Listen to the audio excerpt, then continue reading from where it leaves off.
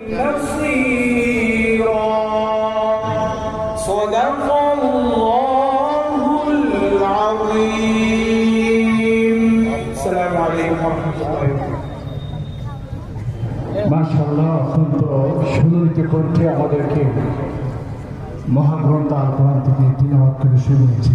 সম্মানিত উপস্থিতি, আপনারা জানেন এই কোরআন মাজিদ হচ্ছে আমাদের অন্যতম সংবিধান।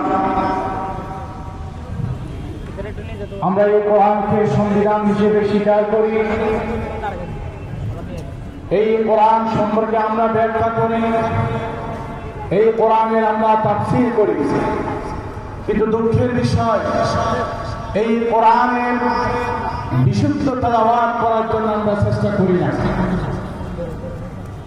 কোরআনের অর্থ এবং ব্যাখ্যা বোঝা যেরকম জরুরি, বিশুদ্ধভাবে কোরআন তিলাওয়াত করাও এটি অত্যন্ত অতীব জরুরি আমাদের জন্য।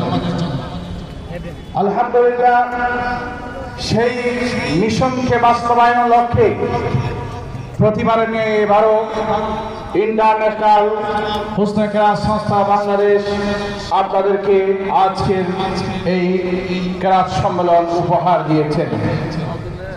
আমরা কি তিলাওয়াত শুনতে চাই?